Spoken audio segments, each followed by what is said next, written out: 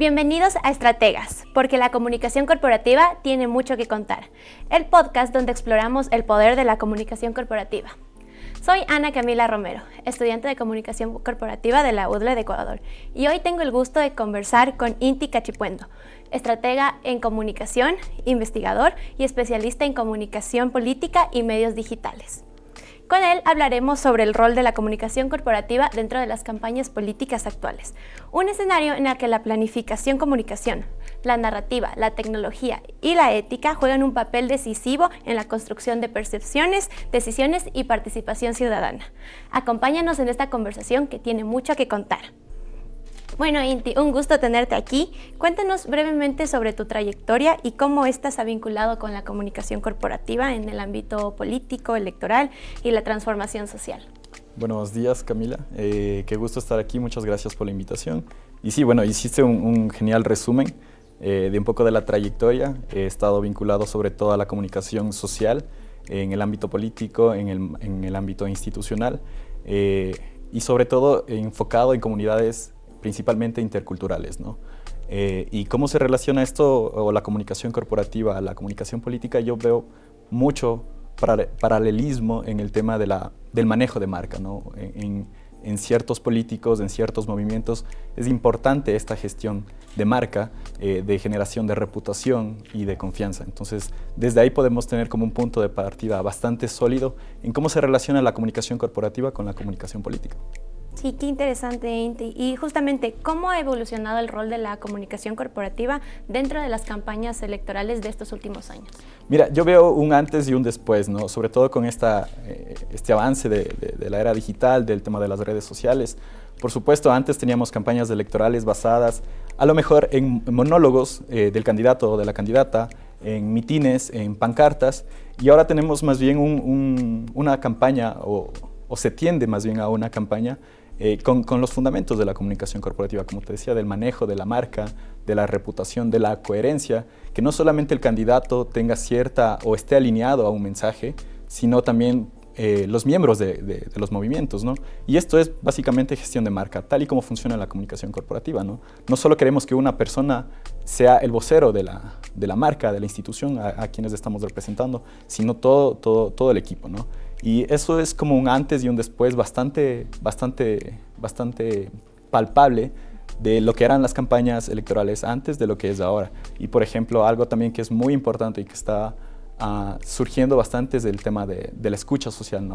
Del social listening, que se ve en la comunicación corporativa y que ahora se está viendo mucho más en la comunicación política. Sí, y me imagino que justo esto hace que la campaña logre conectar más con su público y logre su objetivo, ¿verdad? Bueno, esa es la premisa, ¿no? Tenemos varias herramientas digitales que nos permiten, en teoría, escuchar lo que la gente está diciendo, que está conversando, que está pensando, pero no necesariamente, o ya veremos en la conversación, si existen casos o no en el que realmente el candidato o el movimiento está escuchando realmente al territorio, a la población. Tenemos un montón de herramientas, pero ya depende de nosotros como comunicadores, como profesionales, en utilizarlas primero de manera ética, de manera responsable y de manera coherente también, ¿no? No solo vamos a intentar maquillar un movimiento, intentar maquillar un candidato, una candidata, sino entender realmente la problemática, la realidad, la situación real del territorio, sea país, sea comunidad, sea cantón, y a través de eso, ¿no? Generar la estrategia de comunicación. Claro, y también, ¿de qué forma la comunicación logra influir en la construcción de percepción, de confianza y en la decisión del electorado? Claro, partimos, yo como estratega de comunicación siempre intento entender a la audiencia objetivo, y no solamente una audiencia objetiva o como un target, como un número, ¿no? como un insight, sino más bien como una población real, un grupo de personas con vida, que tienen problemas, que tienen situaciones reales, que realmente son humanos, ¿no? Entonces no solo son datos, no solamente son targets, son realmente personas. Y el primer paso está en entender eso, en ser empáticos, en entender la escucha, y a partir de eso generamos la estrategia, ¿no? Por ejemplo, lo que te decía, la gestión de marca, entender que un candidato no solamente es el candidato, no solamente es el discurso, no solamente es el logo, el eslogan, es todo el movimiento, son las personas que lo acompañan. Ahora tenemos varios casos de movimientos o partidos políticos aquí en Ecuador en el que por un lado una cabeza dice otra cosa y otro miembro dice otra cosa y luego se genera una un conflicto medio romántico, incluso en Twitter, en X, y eso genera una disonancia, ¿no? Una incongruencia bastante fuerte. Entonces, ahí es donde entramos como comunicadores, como gestores de marca, como comunicación corporativa, en mantener esa coherencia en el equipo, ¿no? Y eso es lo que solidifica a un movimiento, a un candidato, y pues tendremos luego el siguiente paso o el punto, que es la confianza, ¿no? Cuando la población llega a confiar en nosotros a través de estos pasos de la coherencia, tenemos ya una conexión. Y la conexión es lo importante, ¿no? Y luego llega la responsabilidad. Una vez que nosotros tenemos la confianza de la población, la conexión con esas personas, no vamos a mentir, no vamos a generar propuestas que sean irreales, o vamos a proponer algo y luego no lo cumplimos, ¿no? Porque eso genera un quiebre y una herida social bastante en el sistema político. Sí, y bueno, justamente mencionaste que se trabaja con todos los elementos de la comunicación corporativa. Uno de estos es la narrativa. El comunicador corporativo, ¿qué elementos debería tomar en cuenta al momento de diseñar la narrativa central de una campaña electoral? Mira, yo creo que la narrativa central, por supuesto, nace del candidato o del personaje principal del movimiento, del partido. Y a partir de eso, nosotros entendemos primero como comunicadores la historia de esta persona, ¿no? La narrativa o el storytelling es saber contar una historia. Y nosotros, al contar una historia, no vamos a mentir, no vamos a maquillar una historia, vamos a contar tal y como es. Nosotros, como comunicadores corporativos, como storytellers, lo que tenemos que es ordenar todos estos eventos, los motivos por los cuales esta persona está postulándose en este caso o está queriendo llegar a cierto puesto, y luego, después de tener todo esto mapeado, saber contarlo, saber mostrarlo a la gente y nuevamente generar esa conexión con la gente. El storytelling no es maquillar a un candidato nuevamente, no es hacerlo ver como la persona más benevolente, más altruista, sino es una persona real, es una persona humana que tiene una historia, que tiene un sueño, que tiene un propósito y que además de esto tiene una noción real de lo que está proponiendo y a dónde está proponiendo. La parte del storytelling me parece súper importante, creo que en todos los sentidos. Y ya metiéndonos un poquito más en este tema, ¿qué tan importante es el storytelling para crear una diferenciación entre el candidato que sí lo usa y sus contrincantes que no? Mira, el storytelling es una herramienta increíble, ¿no? Y no solo se aplica necesariamente al contenido audiovisual. Ya te digo, para mí el storytelling es el arte de contar una historia, es el arte de saber contar de dónde vienes, quién eres, qué identificaste, por qué quieres hacer lo que haces, por qué estás haciendo lo que haces, por qué estás donde estás. Ese es el storytelling, ¿no? Entonces, para mí, primero, la base fundamental del storytelling es la honestidad. La honestidad con el candidato, la honestidad con quién eres, con quién vas a contar la historia. Y a partir de eso nosotros generamos como comunicadores o agarramos ciertos puntos, ciertas aristas que suenan más relevantes y podemos conectar, hacer un hilo y que esto genere una historia, ¿no?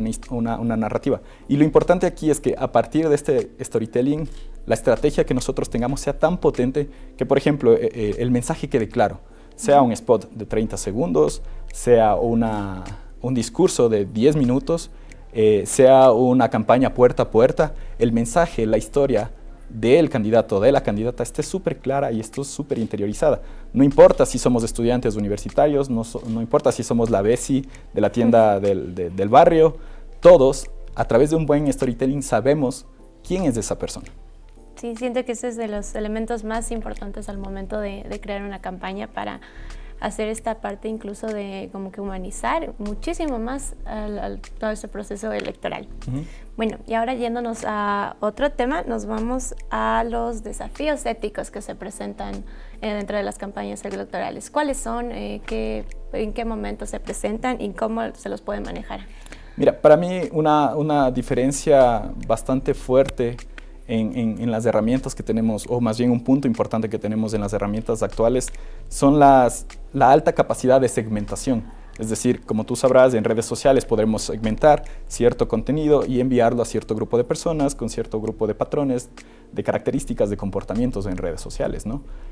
Y esto nos genera una arista interesante, peligrosa, eficaz también, y el riesgo está en mantener o no la ética, ¿no? Porque por un lado queremos comunicar, pero tampoco queremos persuadir.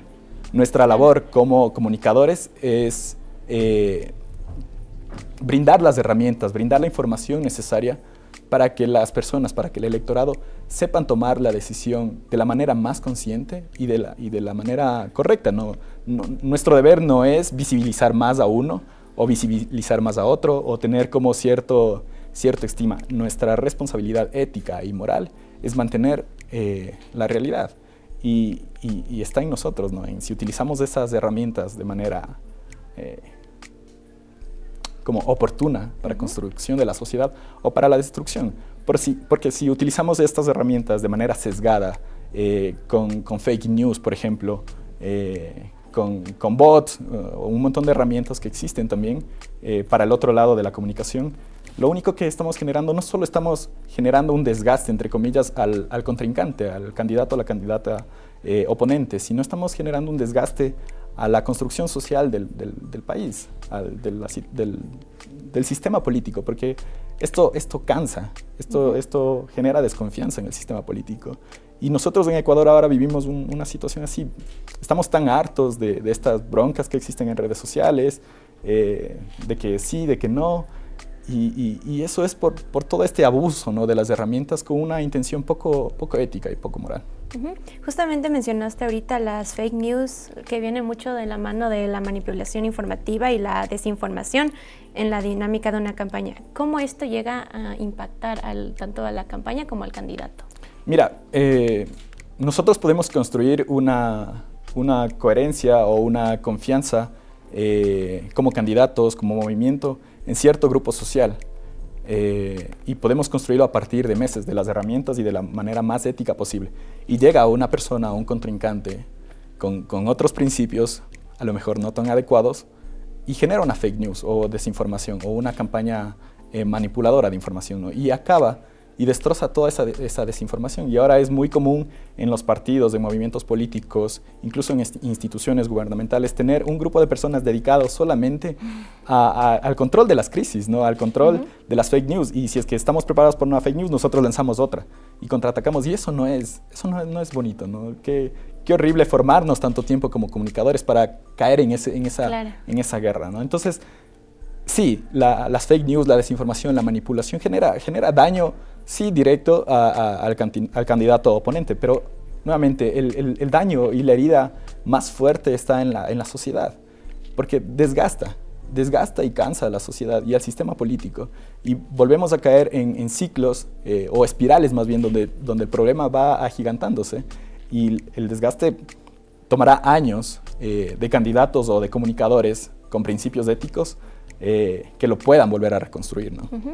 ¿Y qué responsabilidad crees que tenemos nosotros como comunicadores corporativos para manejar la información frente al uso estratégico en el contexto político? Nosotros como comunicadores tenemos, yo creo, y a ustedes también les digo, chicos, creo que del oficio más bonito del mundo, porque nosotros somos de las pocas profesiones que podemos conectar varias profesiones, que podemos comunicarlas y que podemos conectarlas con la sociedad. Entonces ahí está el reto, ¿no? ¿Cómo lo hacemos? ¿De manera ética o no? O si nos interesa ganar, si nuestro objetivo es netamente ganar la campaña y volvernos presidente o volvernos alcalde, sí o sí, o generamos confianza y brindamos las herramientas y somos honestos con nosotros y somos honestos con la sociedad y dejamos que ellos elijan. Entonces, el deber es gigante, ¿no? El deber es gigante y por eso es tan importante estos espacios de formación, estos espacios en los que se hable de política, porque incluso del desgaste que yo te decía, que básicamente es desgaste por comunicadores, todo este desgaste que tenemos de la sociedad, en la estructura política, de confianza, es por comunicadores que estuvieron en las mismas salas de clase que nosotros, quizá, pero se inclinaron por otro lado, ¿no? Entonces, nosotros como nueva generación de comunicadores tenemos esa responsabilidad. Tenemos la responsabilidad de seguir construyendo una sociedad política honesta y oportuna realmente, ¿no? Claro, Inti, estoy muy, muy de acuerdo con lo que dices. Y bueno, a lo largo de estos últimos años hemos tenido muchísimas más nuevas herramientas. ¿Qué papel crees que cumplen actualmente la inteligencia artificial y el análisis de datos en la planificación de campañas electorales? La inteligencia artificial llegó como para expandirse, ¿no? Y es increíble, por ejemplo, en los procesos o en los proyectos estrategas de comunicación en los que he estado vinculado, utilizamos mucho la inteligencia artificial.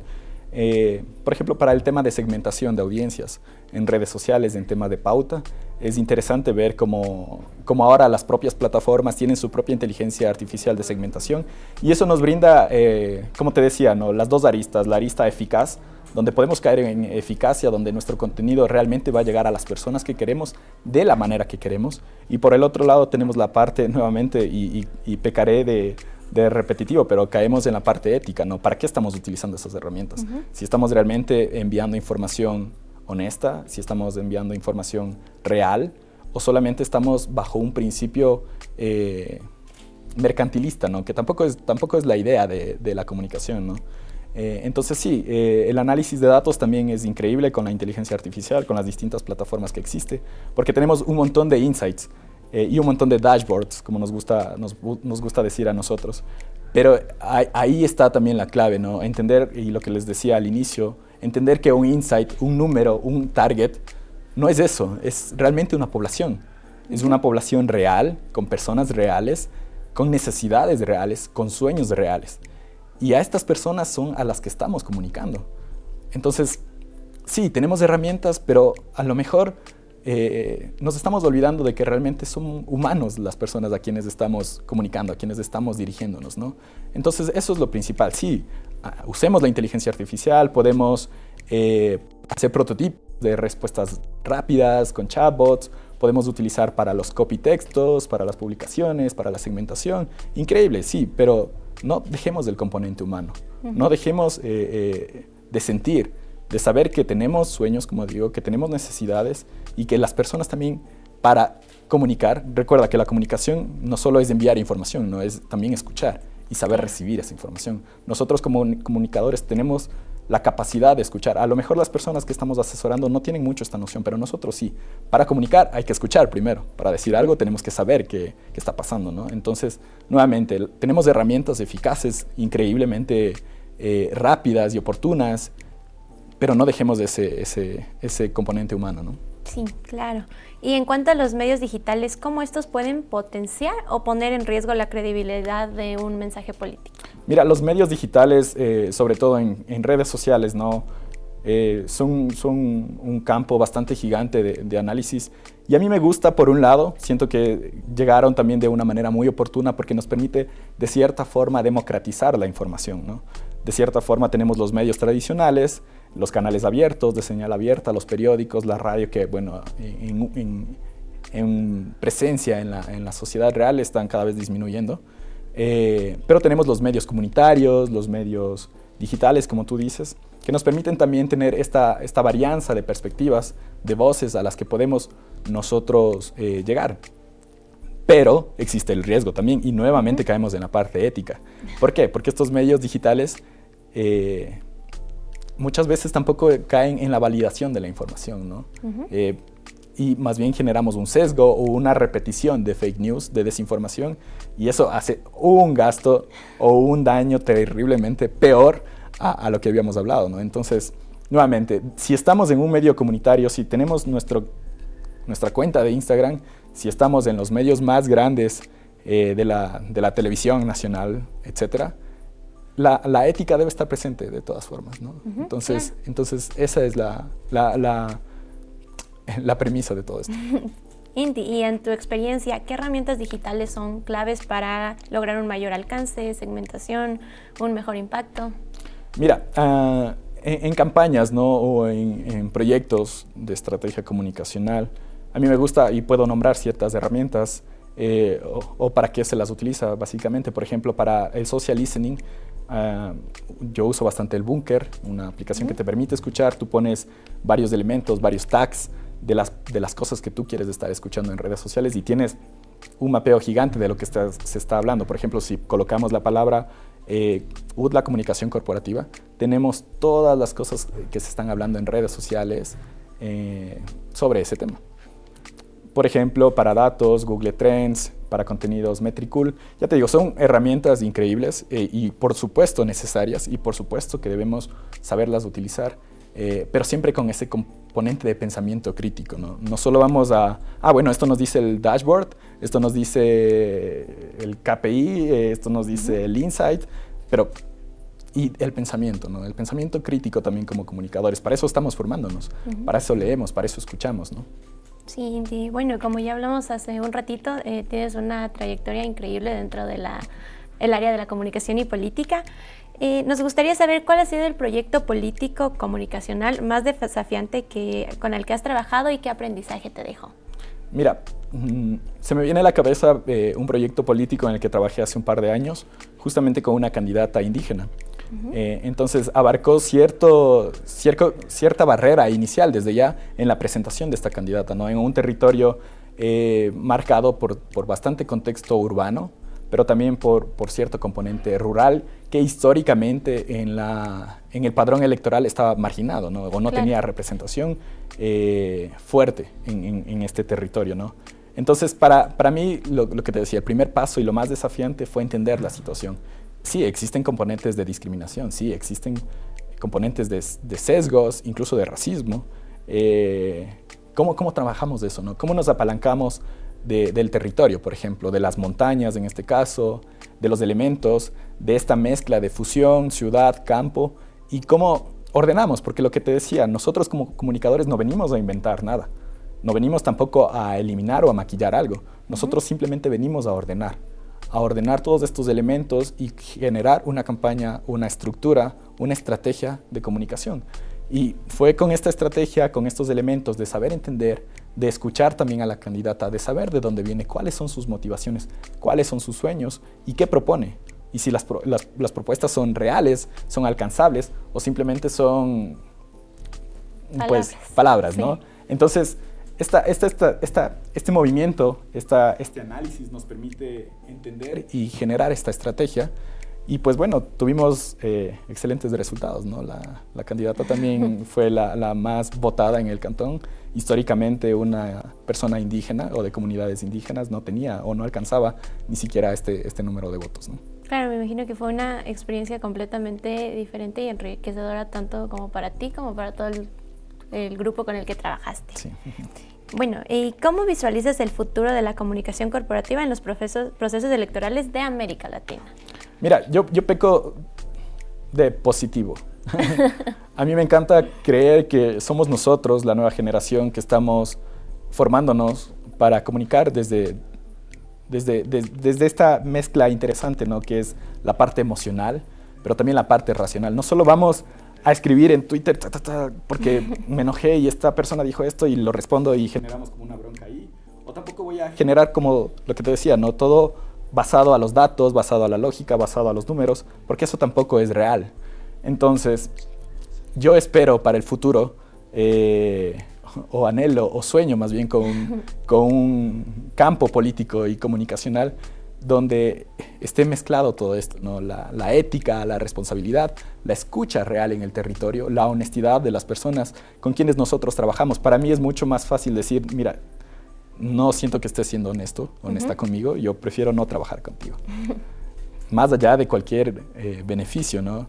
Es la parte ética, es la parte humana y la parte real y la responsabilidad que nosotros tenemos como comunicadores. Entonces sí, sueño con un proceso mucho más humano, mucho más ético aquí en la comunicación en Latinoamérica. Sí, y estoy segura que eso lo vamos a lograr durante todos estos años. Bueno, Inti, y para cerrar, ¿qué mensaje te gustaría dejar a los estudiantes y futuros comunicadores corporativos que sueñan con transformar la política a través de una comunicación consciente, estratégica y ética? Mira, un mensaje principal es decir que ustedes desde ya son comunicadores, desde ya están comunicando, desde ya son voceros de la formación que están recibiendo. Eso ya es bastante importante. ¿Qué mensaje? Pues disfruten del oficio y disfruten porque, como les decía, somos la única o de las pocas profesiones que logra unir varias profesiones, sean exactas, sean sociales, sean artísticas. Nosotros tenemos la capacidad de contar sus historias y de esta información llevarla a la sociedad. Entonces disfruten el proceso, disfruten el oficio, aprendan mucho, lean mucho y escuchen mucho sobre todo. Y actúen siempre con el corazón, con la mente y siempre con la ética presente, ¿no? Y con el valor humano sobre todo. Muchísimas gracias, Cinti, qué lindo mensaje. Gracias por acompañarnos en este episodio de Estrategas, porque la comunicación corporativa tiene mucho que contar. Recuerda seguirnos en nuestras redes sociales para más contenido, en Facebook como Comunicación UDLA, en Instagram como Centro de Comunicación UDLA y también UDLA Channel en Instagram, Facebook y Twitter y en YouTube como UDLA Channel S. Suscríbete y mantente conectado a nuestros próximos episodios, porque en la carrera de comunicación corporativa siempre hay historias que transformar y estrategias que construir. Y recuerda, sé el comunicador corporativo que el mundo necesita. Hasta la próxima.